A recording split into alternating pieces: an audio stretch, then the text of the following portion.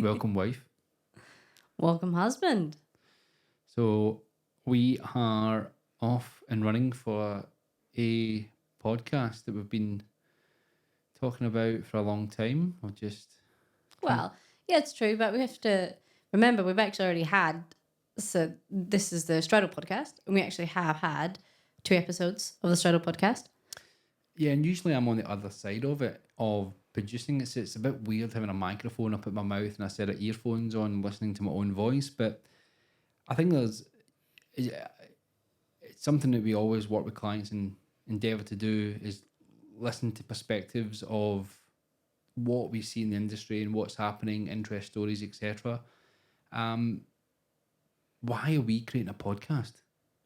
Oh. Oh, look, I just think like we're always telling our clients to do it. We're always telling people to get out there, and it's a new form of marketing. People love listening to podcasts, when driving or doing sport or whatnot. So this is a really good avenue for us to be able to talk to a new audience. Now, we are in mid-February, 6 weeks into the year. We're 3 sales down. We've already had Magic Millions on the Gold Coast. We've had Karaka yearling sale over in New Zealand, and then we've just had the English yearling sale, classic sale. What did I say? English yearling sale, what you just did. Yeah, of course. There's more than one. But I think what we do is we maybe just start with a bit of an insight to who we are. Just for anyone who doesn't know us, obviously, which is going to be 99% of the world.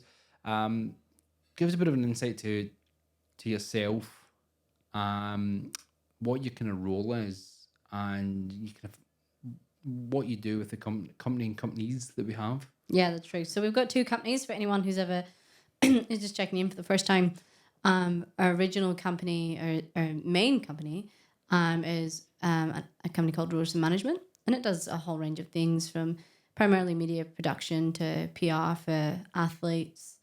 We do a lot of artwork, graphic design, and branding.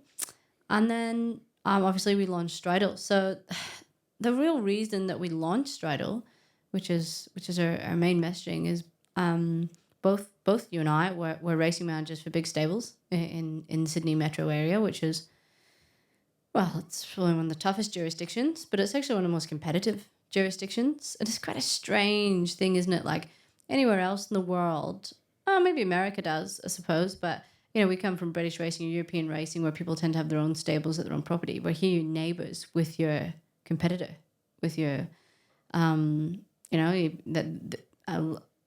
we have a look at all the tracks that we've got in Sydney, you're sort of training your horses on the same tracks as the people that you're competing against. So we knew as racing managers that it was actually quite hard to gain a new audience that maybe that wanted to come in and get involved in racehorse ownership. So we decided that as racing managers, we had that experience of working with big stables and having to go through our own database every year. Or we've bought another horse, come and race with us. And we just wanted to make it so much more bigger than what it was. Yeah. And so by making a platform that was accessible by such a wider audience so they could come in and get involved in racehorse ownership, it was a no-brainer, right? What platform is that? Stridyl. Stridyl.com? Stridyl.com. Otherwise known as Stridyl, Stridyl. if you can't say it. Stridyl? Stridyl. What is Stridyl? I think we've been called a lot worse in our life than what the website's been called. I'll speak for yourself, Paul.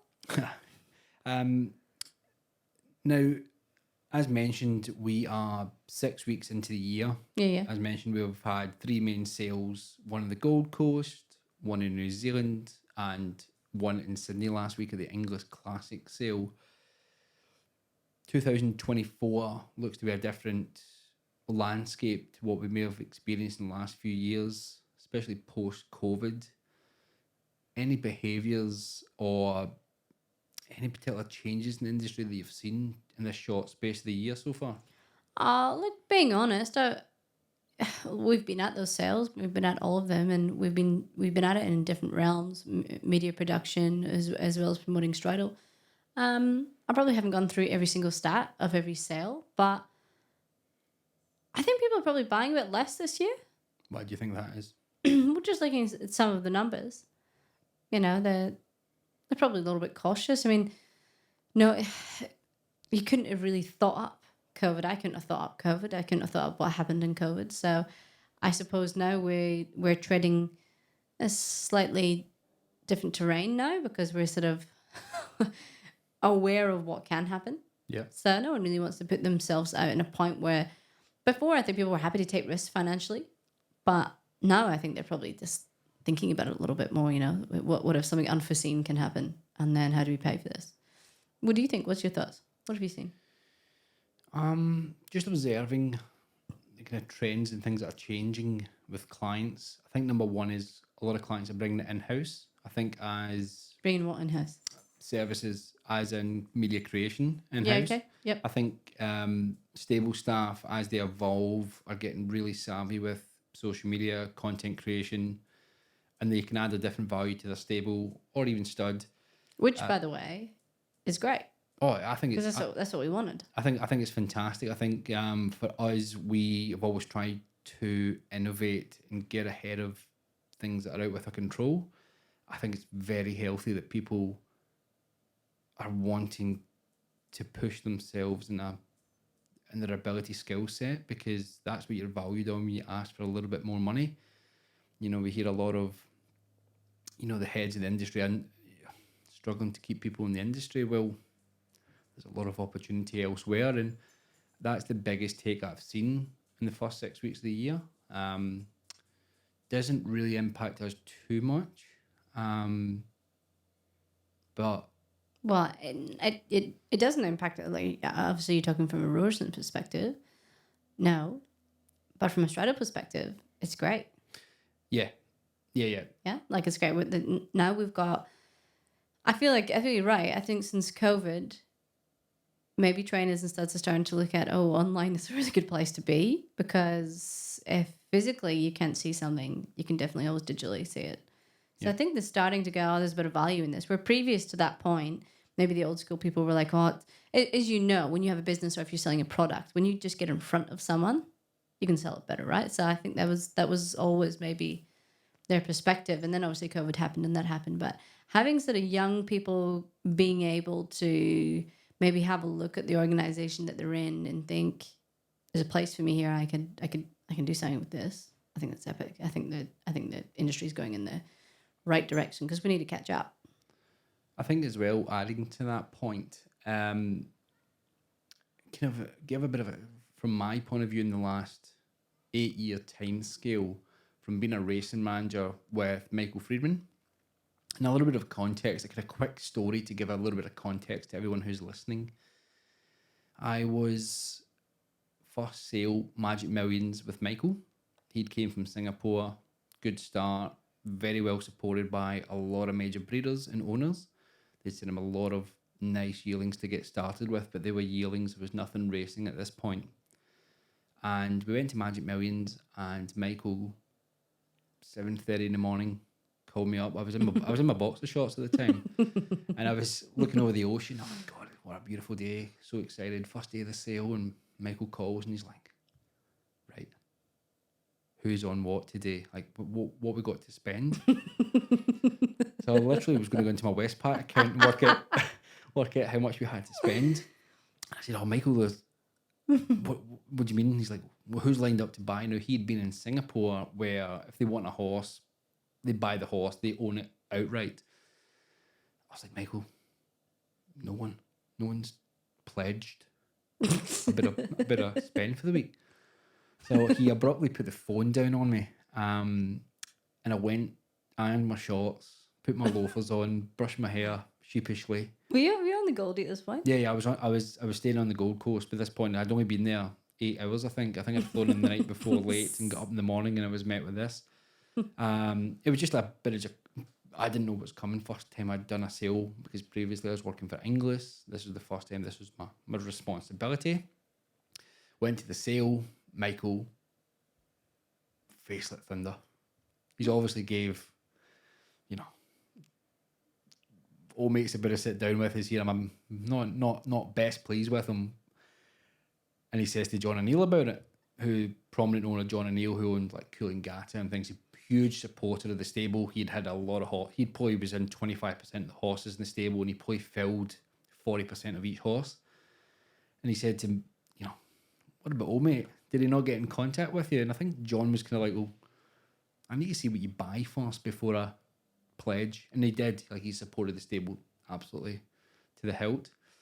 So that was the first learn of going to a sale and trying to have an understanding of how much you spend. And Michael spent, I would say strongly that sale, he bought well. He bought a lot of nice horses.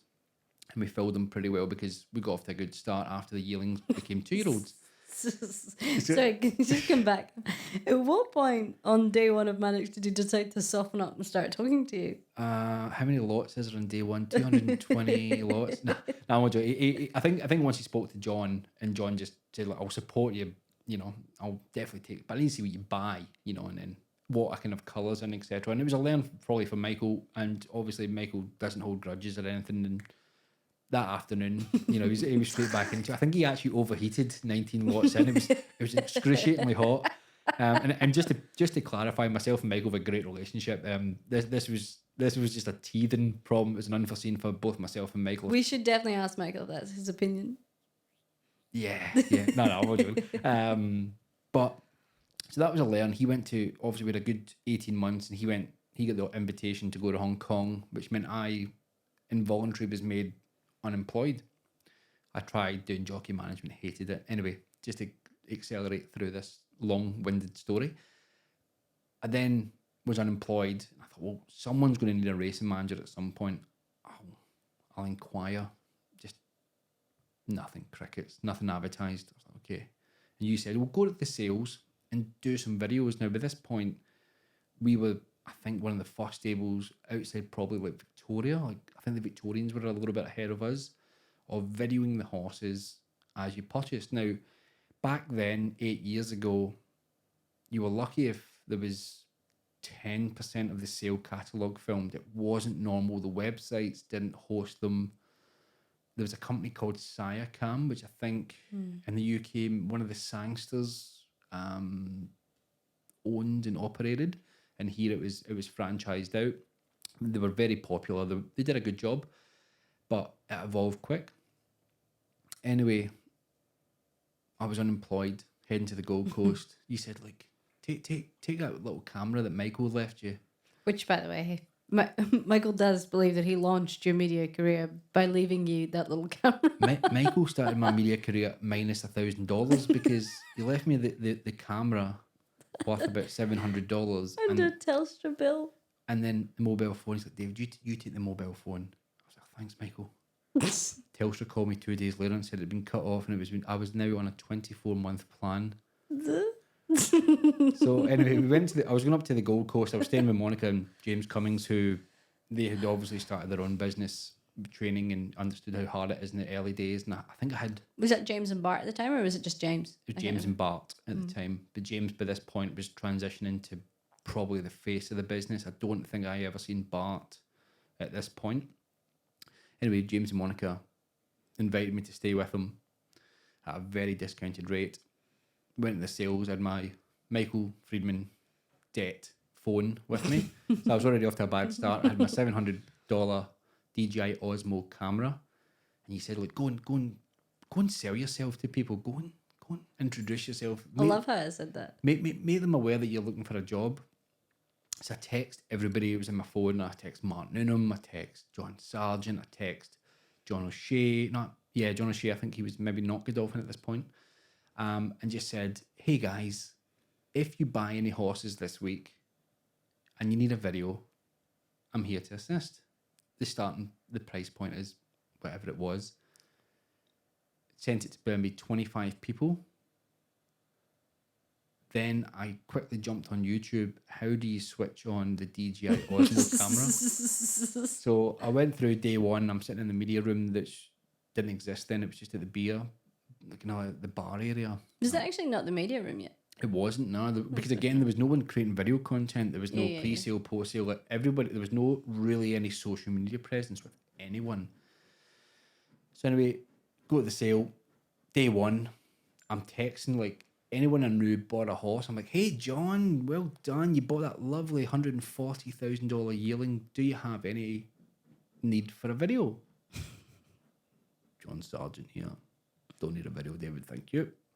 But if I do, I'll get in contact. I was like, great, fine. Anyway, Anthony Cummings was staying at the house with James and Monica.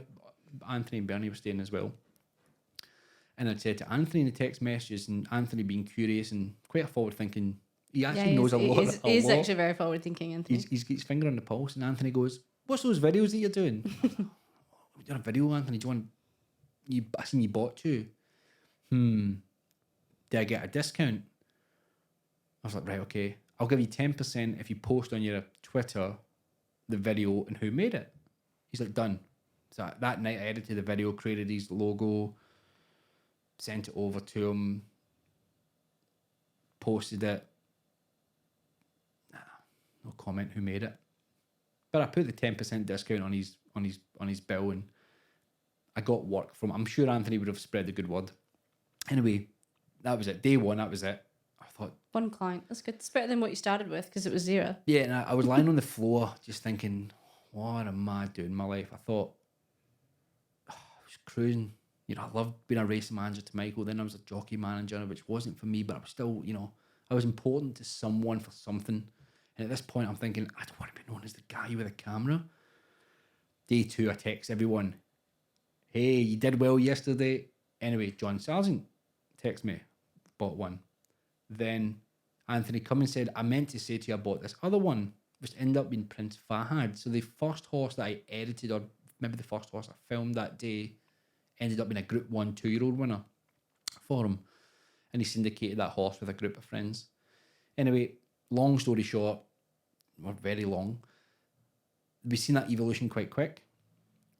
I was doing that for about 9 months. I thought any job comes up, I'm applying for it. At least now it's a skill set. It's a skill that I can say, I can do communications. If you buy a horse, we can do a parade video, because no one else was doing it. There was no one at the sales with a camera. Yeah. No, there wasn't. And COVID hit. Everything went visual. Every stud was forced to video the horses they were selling. There was a lot of uncertainty. There was, you know, we then went through the same process of texting all the studs, like, hey, are you guys sorted? Yes, no, whatever. And again, Sirecam had a vast majority of the market. They would have had, by this point, 60% of the main studs. They would have had Widden, Newgate, I think Sedgenho. And we did about 3 drafts, and it was good. It was a baptism of fire, because we had a lot of restrictions. 1 year into it, every horse is filmed. So we went from like 10% of the draft filmed. No one was doing pre-sale. No one was doing post-sale. Within, that 3-year period from starting off to getting towards the end of COVID, every draft, every horse was filmed, pre-sale, post-sale, to the point it just became a marketing cost that was incorporated into their expenditure for clients. You know, if you've got 50 horses... Part and parcel buying the horse. Oh, if you've got 50 horses and you film them all, it maybe costs you between 6,000 and 10,000, depending on what you create. That's one bid. So if you can increase your bid by one bid across your whole draft, your whole marketing's paid for. And the world's a small place as well, with the Asian market, America, Dubai, the UK, Ireland, etc. So again, can't remember what the question exactly was, but I think that's a little bit of context of how fast the landscape has changed in horse racing. Yeah. And getting back to the first point of the differences we've seen in the first 6 weeks, what I experienced of trying to get myself an opportunity 8 years ago, I reckon there must be 50 people doing the same within studs and stables now. Yeah. Well, we see them a lot now, actually. I mean, Inglis has got 2 media rooms. Yeah. Takeda. And they're full. As well as their editorial tables that are down on the front that are sitting there. And that's not really counting their photographers. Yeah, it's moved quick. The demands are exceptional. You know, I think I would say we would probably do premium content. Yeah. You know, something that's probably needs experience, the way it's shot, the way it's coloured. Well, we have we've done documentaries. Yes. Paddock to Post it's been a huge passion project. If anyone hasn't watched it yet, there's 4 episodes out now. 2 episodes will close out this year, and that'll probably finish that first season following six horses, six foals from birth to race day. We've done long form documentaries like that. We've done short form. We've done adverts. We've done social media. From considering it started of you filming Prince Bawa's, one of your first horses at Magic Millions, to being able to create what we have has been amazing. But I'd also like to think that we've probably made it somewhat important in a way that's why we've got so many people wanting to grow this skill. And I think people are really adaptable. They've seen on social media like the popularity of TikTok, which I feel I'm a little bit old for, but I'm starting to enjoy. No one's too old for TikTok. Reels, the speed in which Reels moved, yeah. And how how we all present our businesses. As we were working with Corinda Bloodstock as one of our many clients at the recent sale, and the boys commented on camera, Jesus, how many cameras is there down here? Yeah. We were literally falling over each other to film this small segment we're filming in, and it was a vast sale house. So I think it's exciting the way the industry's going, because it's making it more inclusive for people to get an insight. Further reach. And what is a very private industry. But you think it's private? Yeah, I think we have to be private because it's a competition sport. We're competing for, it's a win or lose livestock. The stewards have made it that we can't do nothing without making sure we tell everyone what we're doing. I think they do a fantastic job of policing and keeping it as safe, transparent as they can. I think the stewards, as much as a lot of people have to maybe give. We might need to get a trainer on board to ask them that, see how they feel. But if they're keeping them safe and their livelihood safe by maybe outing those who might be skirting the rules, or yeah, we have to have some form of policing. It's also tough. Like you or I have our own business and we can run it as we like. Yeah, you can't do that for your trainer. Yeah, maybe we'll keep that for a future podcast. It's worth getting someone's point of view.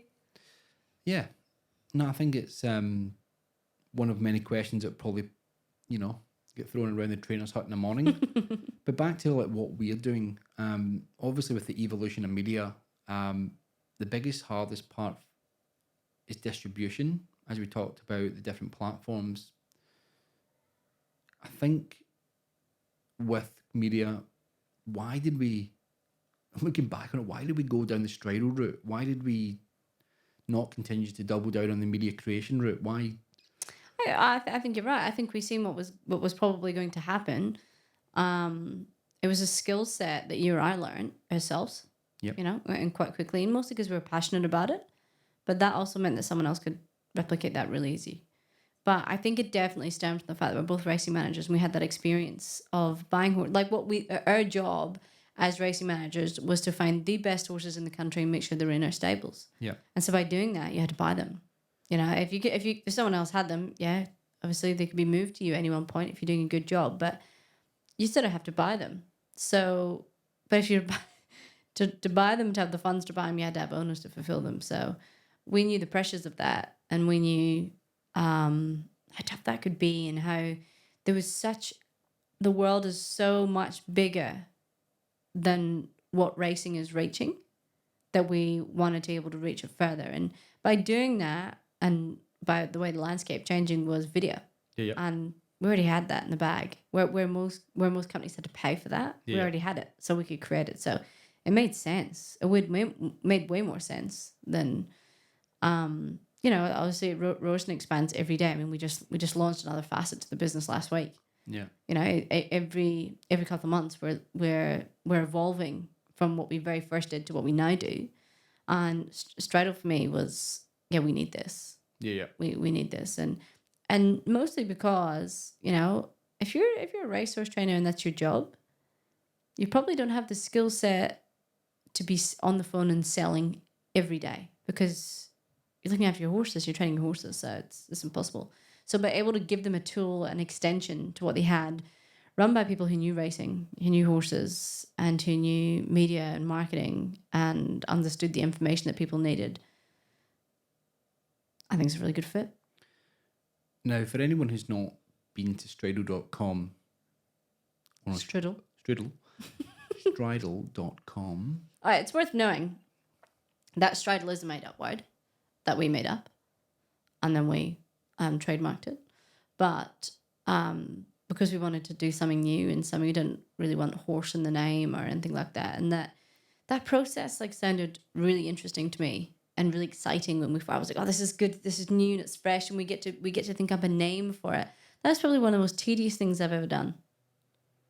It's like naming a racehorse. It's only a great name when it's a fast racehorse. It's not even that good because your racehorse, like, you know, not many people pick apart your racehorse names, but everyone that's got a business mind would say, oh, I don't know if I'd do that, or I don't know if I'd do that. That was actually really difficult. Anyway, we settled on Stridyl, which a lot of people do say, how is Stridyl?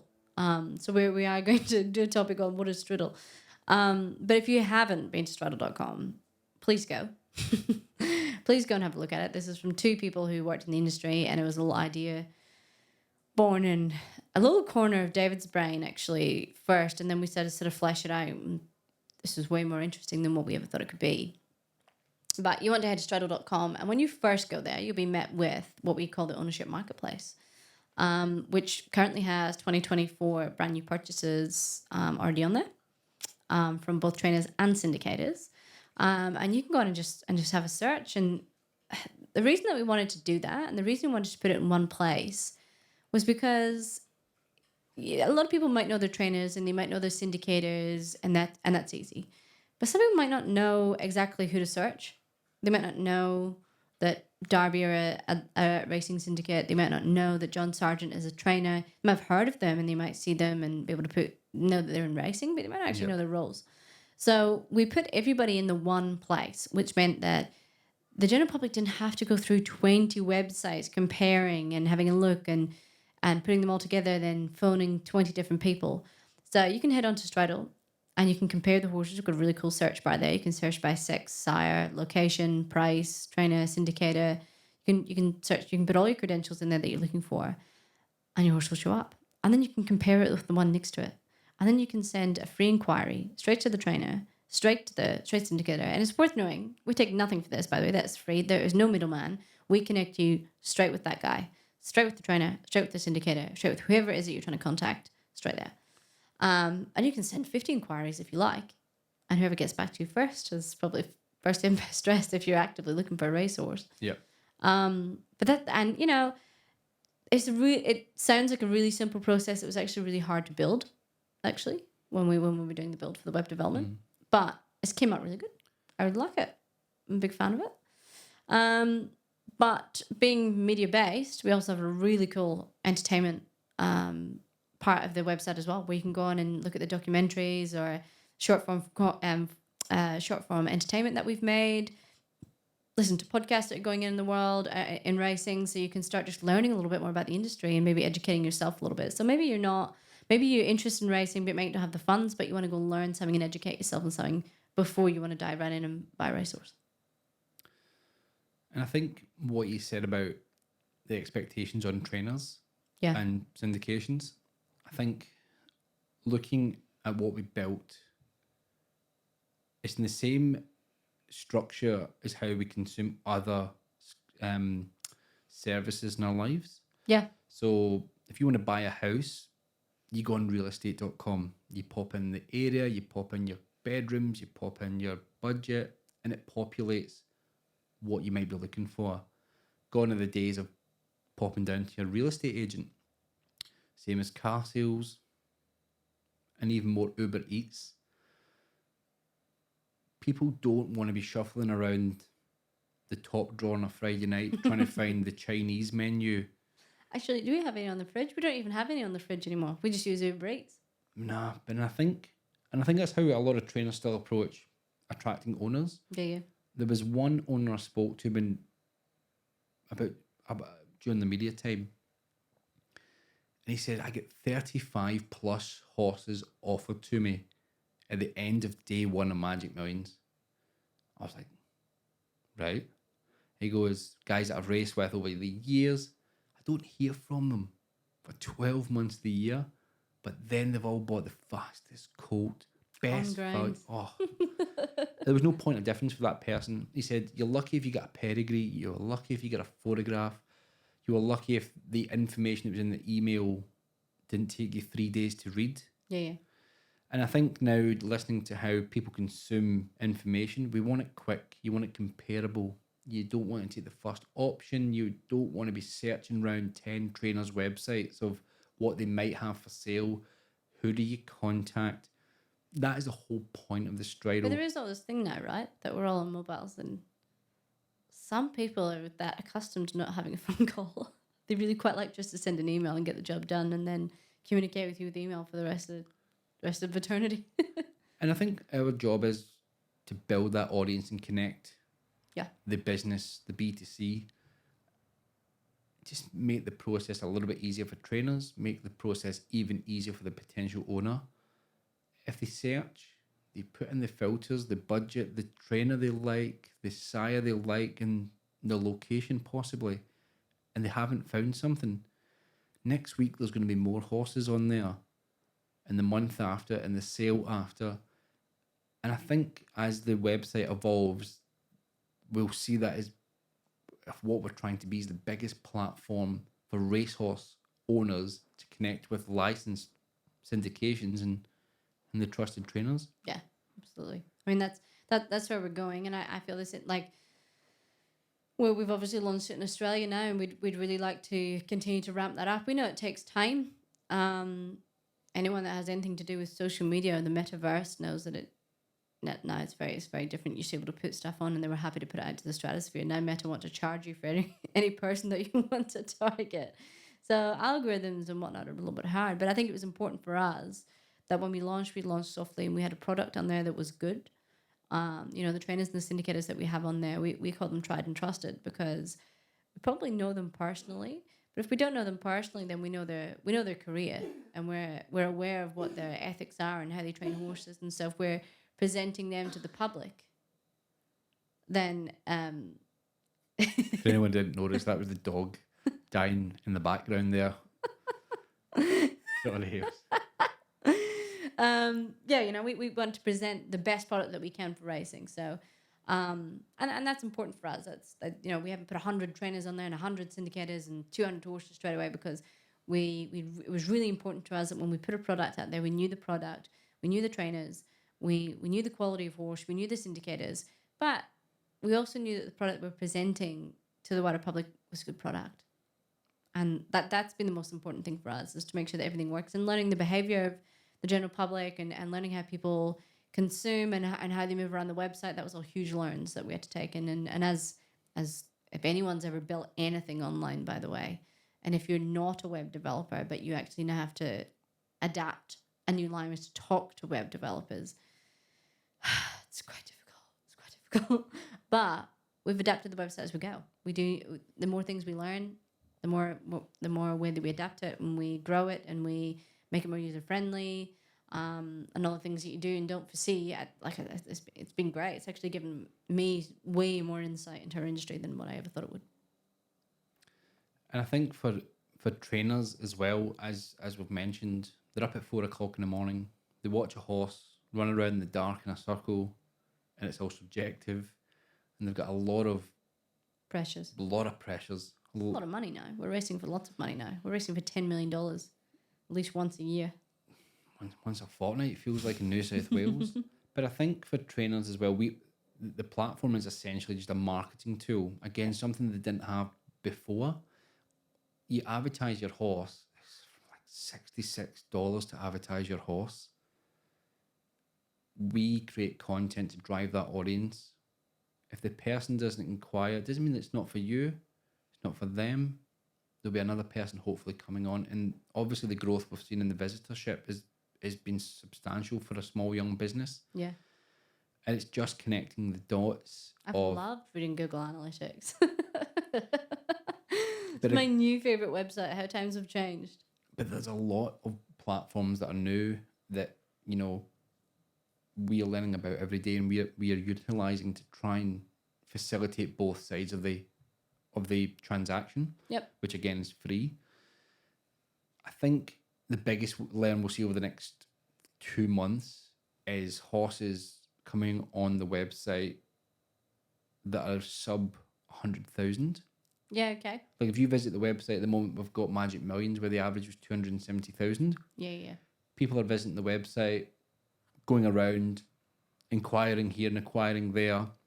But I think as the data grows, we can better advise. We did see that last year when we did our soft launch last year and we had a few horses on, and we actually managed to sell the majority of all of them on our first go. But a couple of the cheaper horses caught more people's eyes, and even if they were maybe by the time they'd contacted them and they were sold, there was plenty of other options for them. But that was something that's you might not be wrong there. You know, Magic's is primarily, well, yeah, it's probably primarily more expensive than the rest of the sales coming up. You know, Easter's pretty up there. Yeah. But Classic, maybe there's a few sort of cheaper horses coming on that maybe, I do think if you're a first timer coming into ownership, it's definitely, it's hard to take a punt on something that's maybe 20 or 30 grand. The last horse I took a share in was 2.5% of a $32,500 horse with Kieran Marr. Yeah, he was quite cute actually, that horse, wasn't he? The horse, not Kieran. All right. Kieran's quite a cute guy as well. Shut up. But I think the biggest thing is just, again, it's an evolution for everyone. It's a tool for trainers and syndicators to reach that audience without having to do all the heavy lifting. Yeah. These guys probably exhaust their database pretty quickly. Yep. And it's the same messaging. The point of difference is less again because everyone's doing really nice videos, really nice photographs. They're probably having some form of success on the track, so the colours are out there. The name is on TV quite often. Again, this is a tool that will evolve. At the moment, there's never been a better time to get involved because you've got more access to that audience, as in there's less people to compete with. Yeah. You know, it's the time to get on where as we build the audience, you get more real estate space. Yep. And the more feedback we get from clients, the more we can put into the next phase of development. I think stats will be the next thing that we'll look at. Yep. I think the more that people can understand... For their dashboards, for the subscribers. Yeah, I think when subscribers can go in and see that one horse has had 150 views and one's had 10 views, yep, that can change. That's valuable. I think it can be. Yep. Because at the moment it's... Especially at the time of year. Yeah. Because I would say those stats. Well, obviously, horses are advertised for longer, blah, blah, blah, but the time of year would definitely make an impact on that. Well, what was it last Sunday? We had 240 searches for yearling shares with Gay Waterhouse Racing. Yeah. She's not on there.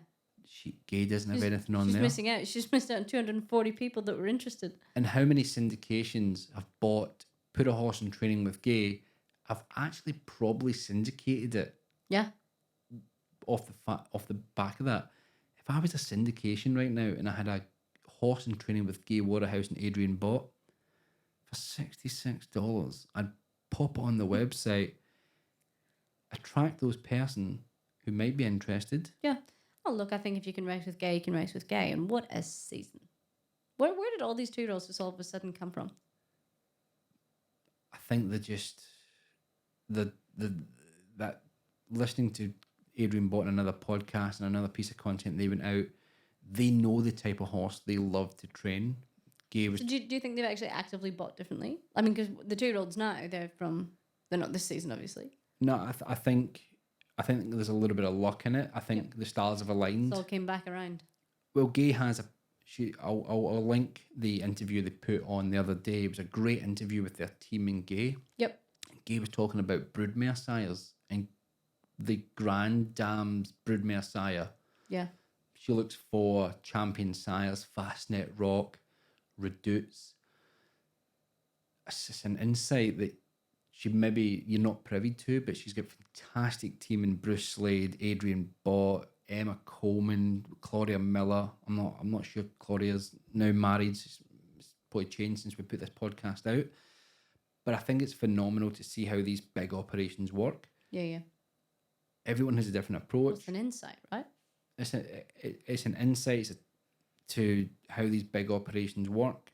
Will they win the slipper? Very good chance. But Coolmore also have... Putting it out there already. Gay's going to win the slipper. Well, percentages suggest that it's in their favour, that they'll get the result. They've got Stormboy, which is favourite. Chris has got the second favourite in Switzerland. He's been the talk of the town, Stormboy. Should be for 50 million. Quite the deal. 50 plus million, I'd heard. But I think, again, for all the winners that Gay has, they're all by sires. So you can have a Tassort, a Hellbent, and I Am Invincible. They're on the website too, with other excellent judges. Yeah. Not everybody can buy the $1.5 million colt, which is gorgeous, and he's won the lead-up race. The same sire might have won at a tenth of that cost in a different state and have the equal opportunity of being successful. Time will tell. If you'd said, I'm sure, last August to gain Adrian, will you have, 60% of the leading contenders in the Golden Slipper? Gay would have said yes. She always says yes. Yeah, she does too. She's a go-getter. But again, there's no better marketer for her business. She gives herself every opportunity with Adrian every single year. She gives confidence to owners to buy with her. They buy diversity in the market. They buy from different farms. They do their due diligence, as every client does. They're having a great year. Kira Ma, Annabelle, Edmund's racing. There's McAvoy. You go on for days. Every state has a dominant figure. It very rarely changes too much in New South Wales at the moment. But there's never a better time to be involved in racehorse ownership. I agree. Stridyl.com is where it's happening. Unless you're searching for Gay, who's currently not on there. Yeah. So if you're a syndicator and you've got a horse or you're Gay Waterhouse. And you're going to put it with Gay, you probably should get on there because there was 264 people on the lookout for some horses with Gay last week on Stridyl.com. It's amazing. It was within people just watched the race and were searching for it. It actually is. I must admit, Google Analytics is my favorite thing ever. Especially watching how many people are live and looking at the same website as you. It's epic. I lose sleep over it. That and MailChimp. The only thing that Gay and Adrian haven't won with this season with 4 legs is that coffee table. So, but with the first podcast, I think it's time just to start to wrap it back and just start to look ahead. In the next episodes, we'll start to talk about our point of differences with our partnerships and collaborations that have been well documented. We'll go into maybe more insights to what we've seen around the ground heading into the major sales, major Group 1 targets. We're only under, 10 weeks to the carnival, the championships in Sydney, and then on to Queensland as well for their major carnival. So Ascot's just around the corner. Do we have anything going to Ascot from Australia yet? Yeah, I think there's 2 or 3. Okay, good. We're living under a rock. Who are they? Don't know. We just made them up. There's a lot of names. the thing is, the prize. It's worth knowing that Stridyl do go to Ascot every year. So if you do have a contender at Ascot, we love creating some epic overseas content for the Aussie viewers because it really is the other end of the world. But still huge followers and still love knowing what's going on. So I'd love to know who's going. Well, I seen Nick Smith from Ascot was here, so correct, he was. He must be last week. Scouting for. We should have asked him. Poor guy. Getting our email, asking him what's going to Ascot. So I think for this episode we just close it out and wrap it up. And look, the bottom line is head to Stridyl.com. Stridyl.com. Stridyl will do. Find your next racehorse and give us feedback. Go on social media and leave comments on what you think is the best way to find your next racehorse. Difficulties. Tell us what's worked. Yeah. What's worked, what's not worked. We love all of that stuff. Yeah, and then we can implement it more and anything you would like us to cover or offer a better insight into, hit us up. Social media. We could also do some marriage counselling. Oh yeah, I may not mention that we are husband and wife, but... Husband and wife going out for 16 years together and built 2 businesses and we haven't been divorced yet. That's pretty good. Call us on 1-800 for your best marriage tips. Marry the one you want, not the one you're left with. Oh, that is a salesy chat. Yeah, I've ever heard it. Cheese. That was cheese. Anyway, let's close it out. All right. Thanks Next for listening to our very first podcast. Well, it's not really. We've actually had 2 episodes, but didn't feature us. So this time you're real lucky. You've got us. I hope you took something from this. I hope you can continue to take something from this, and we'll hope to catch up later on in the week. Thanks very much, Hills. Cheerio, chap. Good night.